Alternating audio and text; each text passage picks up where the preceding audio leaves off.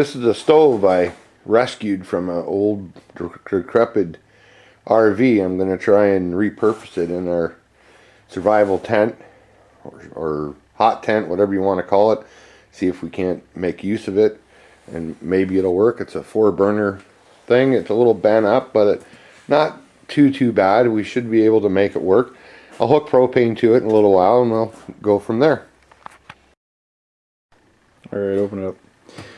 Okay, so got this vacuumed out here.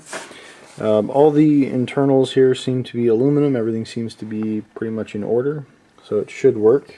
I'll hook it up to propane in a minute or two here and see if it's good, or see if she'll light up. Alright, back with you in a minute. Okay, so we were able to get ourselves for about $40 the correct regulator and hose here for the RV setup.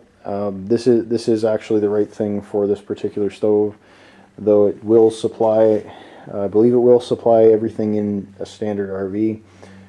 It's very important to use the actual correct regulator, hoses, etc., because using something that is not correct may result in serious bodily injury or even death, potentially. So be very cautious with this sort of stuff. Use the right equipment. Okay, we've made a little copper tube, but we've repurposed from that trailer the stove came from, and we're going to hook that into the stove. It's really important when we're doing stuff like this, if you have them at all, use the nominal wrenches, the right size, and not a crescent wrench or an adjustable.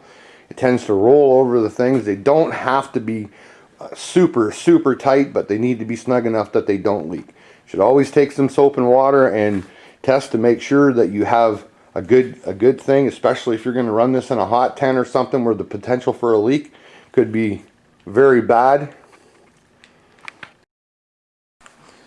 Okay, so we have applied some thread sealant to this, and we're just tightening up the regulator here.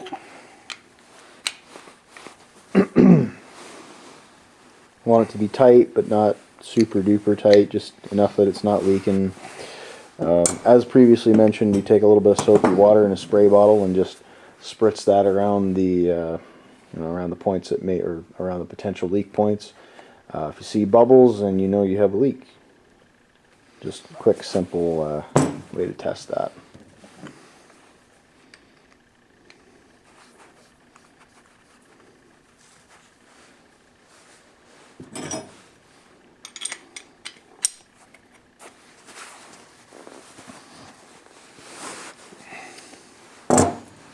And there we are. Keep going. One more quick note, once you've applied the sealant and tightened everything up, it's a good idea to wipe off the sealant there, because that stuff will get everywhere. Okay.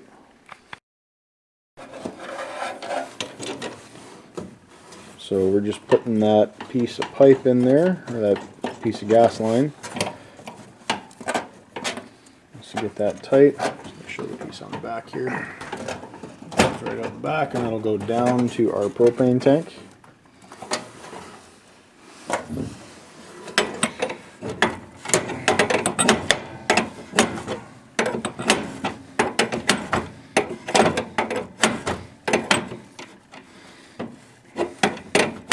Again, it's important not to make stuff supersonically tight, but there's no sealant required on these because it's a compression fitting. It's not a thread lock fitting. It's the two mating surfaces seal it. Gotcha.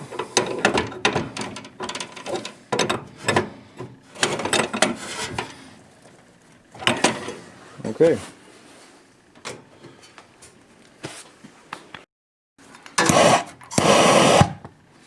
Burning in here, not at the top. Right. Alright, so we got the propane tank hooked up here. Regulator in the back. And just working on getting this thing to light up here. Probably going to need to clean it a little bit before we can get that going.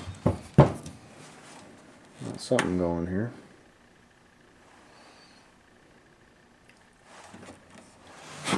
I'll come back to that in a minute. Welcome back, guys. We did manage to get the top burners going. Looks like they're running pretty okay, except that one in the back left there. Might need to be cleaned a little bit. Ended up having to clean out that spot right here where that fitting meets. There's a little bit of mud in it, sitting however long it's set. But looks like we'll be able to cook on this. We're gonna try the oven in a minute and see if that'll work. But got her all hooked up and looking okay. Alright, so we were able to clean out that back left one there. Looks like they're all working pretty good now. Having a bit of trouble with the cooks, or with the oven portion of this, but we got the top going pretty good. So we're going to see what we can do about that and come back to you in a minute.